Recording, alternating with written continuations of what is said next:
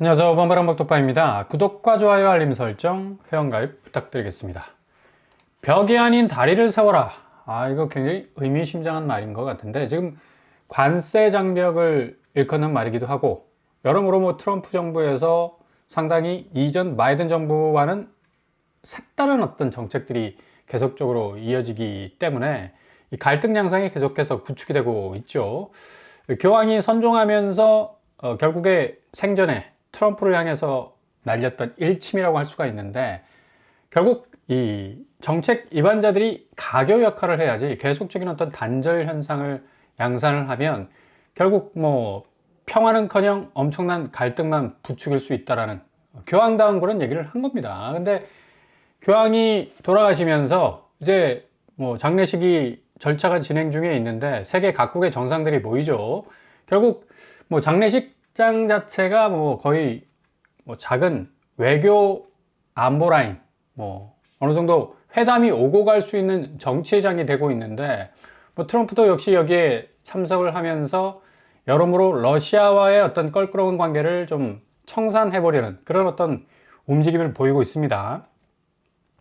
이런 의미에서 상당 부분 교황청의 어떤 역할, 어느 정도 진행이 될 수 있을까라는 그런 어떤 이 물음표가 찍힐 수밖에 없는 건 그만큼 지금 트럼프와 교황청과의 어떤 관계가 굉장히 좀 껄끄럽죠.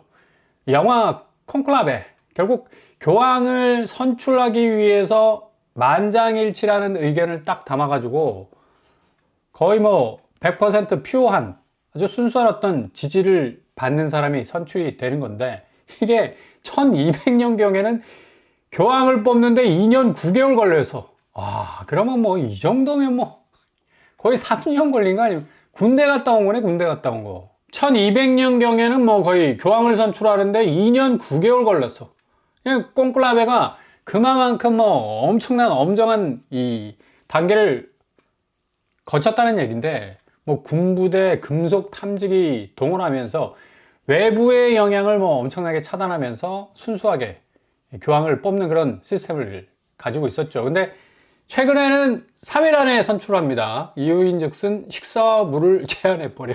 그렇게 되면 한 공간 안에 갇혀버리기 때문에 인간적인 어떤 물리적 한계가 있는 거죠. 그러니까 2년 9개월은 계속적으로 뭔가 지속적으로 그게 유지될 수 있도록 물적으로 투입을 해줬으니까 이게 가능했던 거고, 이건 딱 끊는 겁니다.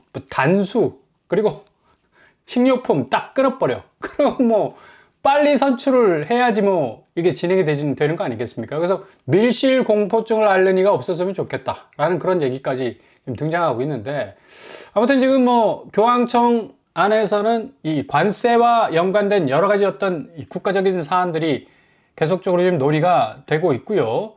과연 러시아와의 어떤 불편한 관계들 어느 정도 트럼프가 해결을 할 수가 있을까?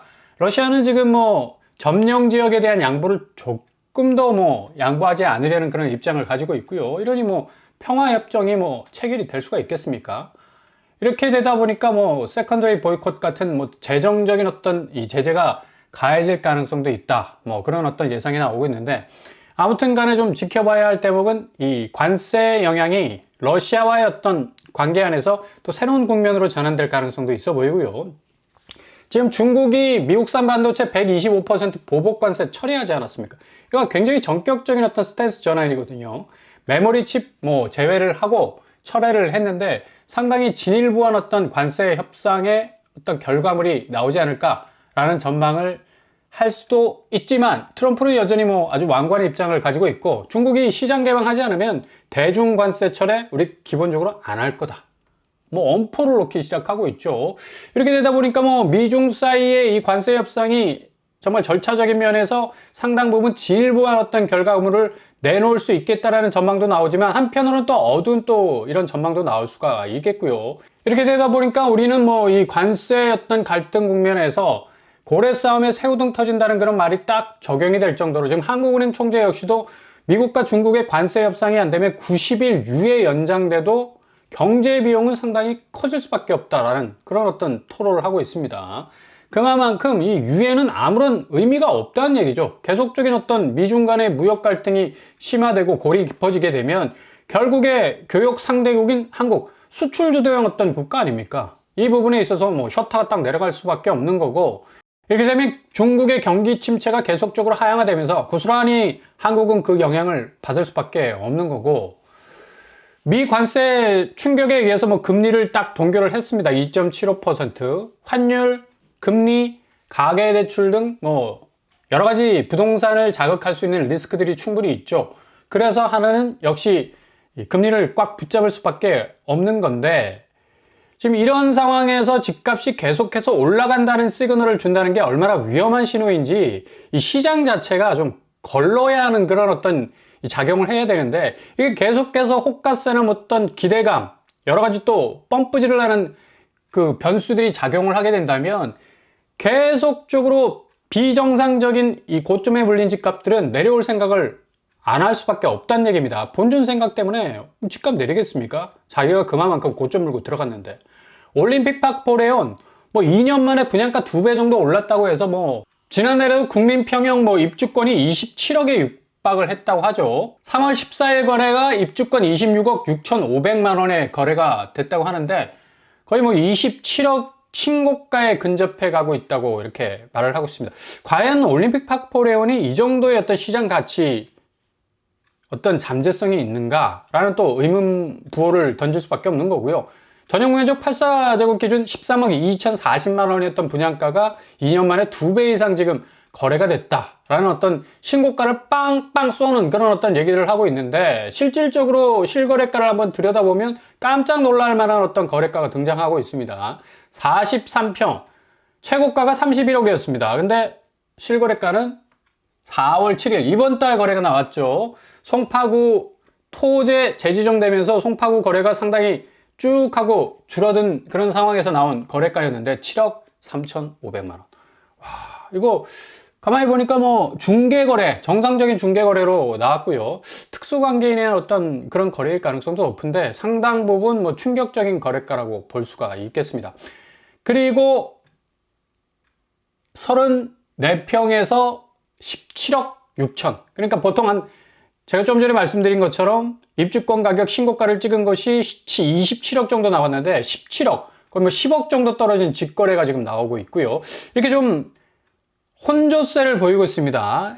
이 가격 자체가 널뛰기를 하듯이 뭔가 조금 올라서는 것 같은데 뚝 떨어지고, 또 뚝 떨어진 것 같은데 다시 올라서는 것 같은 그런 어떤 좀 자리를 잡지 못하는 어떤 가격 배치도를 보여주고 있는데, 이거 확실히 가격이 조정될 가능성이 크다라는 어떤 시그널을 보여주고 있는 거고요.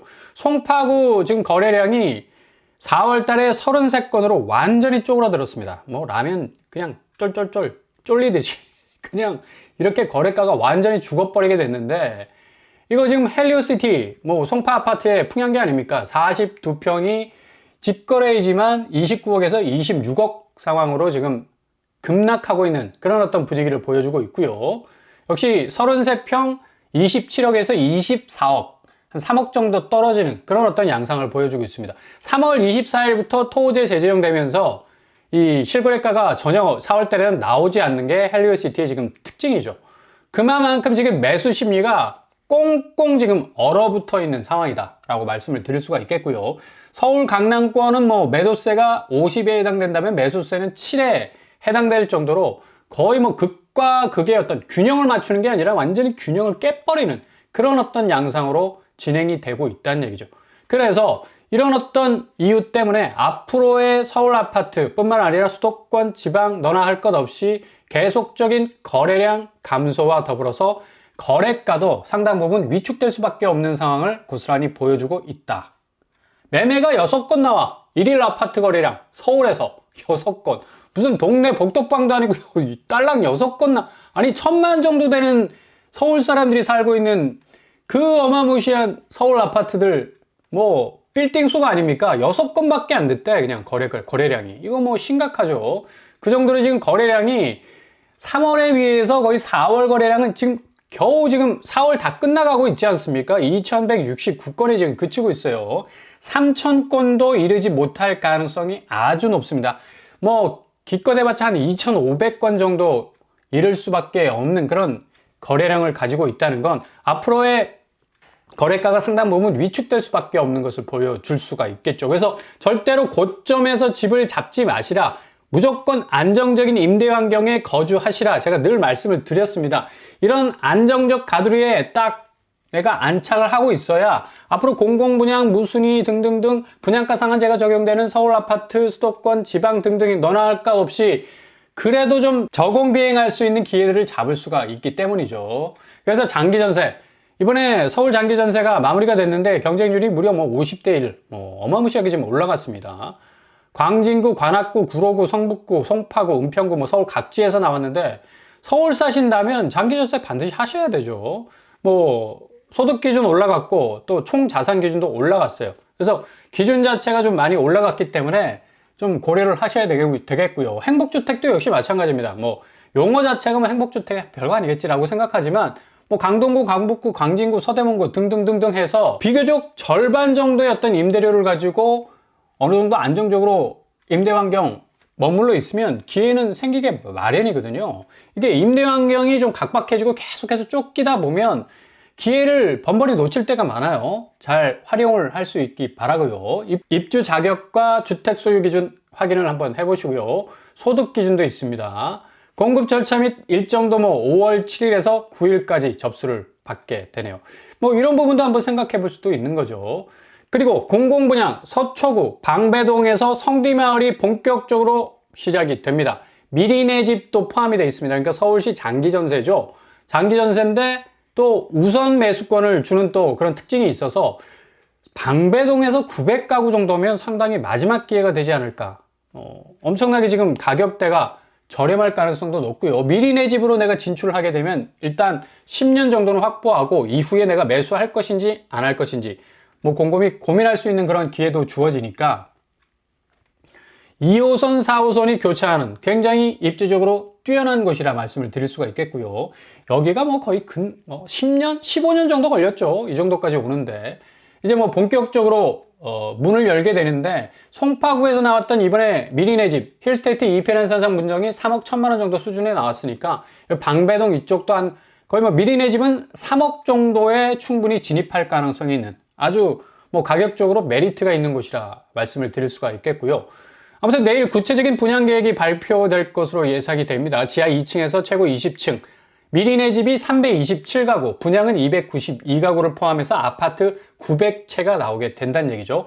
방배동에서 레미안 원페를라, 여러 가지 민간 분양들이 많이 나왔는데 여기 기본적으로 15억 이상 했던 분양가니까 굳이 그렇게 고점에 물려서 내가 분양가 내고 대출 이빠이 받아서 들어갈 이유가 전혀 없는 거예요. 지금 고점대 집값이 허물어질 가능성이 높기 때문에 최저 비용으로 진입할 그런 어떤 기회를 잡는다면 더할 나위 없이 좋은 거 아닙니까? 이런 어떤 아주 노른자에 해당되는 성디마을, 택지 조성이 완벽하게 되고 있고 기존 건물 헐 이유도 없습니다. 그래서 상반기에 확실하게 900가구 공급을 쏘을 가능성이 높고요. 조감도도 아주 훌륭하게 숲세를 둘러싸고 있는 그런 어떤 입지, 그리고 2호선, 4호선이 지나가고 있는 사당역이 아주 근접한 그런 아파트라고 볼 수가 있겠고요. 한 500m 직선거리인데 돌아가면 한 10분, 15분 정도 걸린다면 서울에서 방배동에 10분, 15분 걸어가서 지하철을 탈 수 있는 것만으로도 엄청난 입지적 어떤 장점을 가지고 있지 않습니까? 그리고 강남 순환로도 지척에 있고요. 자가용으로 또 이동하는 데는 상당히 좋은 그런 메리트가 있는 부분입니다. 말 안장 같은 그런 어떤 입지를 가지고 있기 때문에 상당 부분 좋은 그런 어떤 입지적 환경을 가지고 있다. 주변에 학군도 방배동이기 때문에 굉장히 좋죠. 방현초등학교, 동덕여고, 또 서울시 교육연수원도 있고요. 숲세권이라서 매봉자산도 옆에 있고 우면산, 그리고 방배 체육공원도 위치해 있습니다.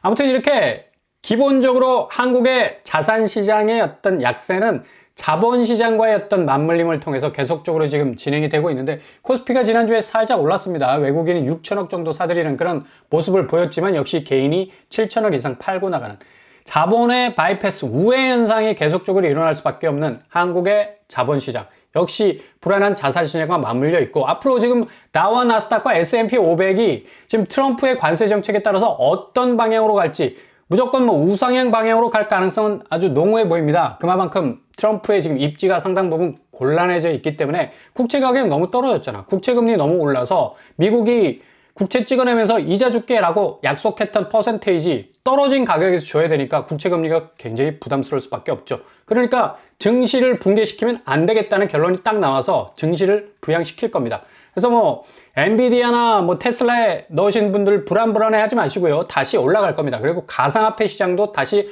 암호화폐 시장의 불장이 곧 찾아올 것으로 예상되기 때문에 너무 자산 시장에만 몰빵하지 마시고 자본시장, 특별히 금융시장에 눈을 돌려서 좀 회전력이 좋게 황금성을 유지하신다면 좋은 기회가 분명히 찾아올 거란 얘기예요. 자본시장은 급속도로 회복 추세로 갈 것이다. 반면에 자산시장, 특히 한국 아파트는 뒤로 밀리게 될 것 가능성 높고요.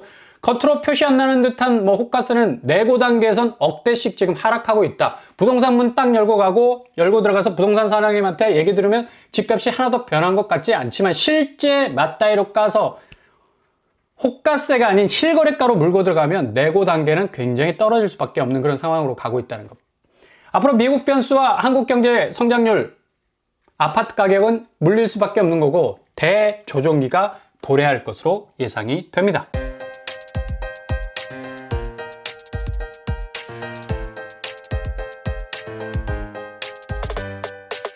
오늘의 부동산 캐릭터죠. 트럼프의 관세 정책이 상당 부분 불안정한 모습을 보이고 있지만 아마 상당히 뒤로 후퇴할 가능성이 높고요. 자본시장의 회복과 더불어서 앞으로 자산시장은 자본시장의 대변화를 좀 제대로 흡수하지 못하는 아파트 시장이 특히 한국은 황금성이 많이 떨어져 있기 때문에 상당히 많은 자본들이 유출될 가능성이 높습니다. 유입 단계도 지금 어렵잖아. 고점에 아파트가 물려있기 때문에. 그래서 이 부분 잘 활용하신다면 좋은 기회를 맞이하실 수 있을 겁니다.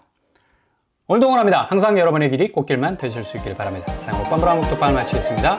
구독과 좋아요 부탁드립니다. 감사합니다.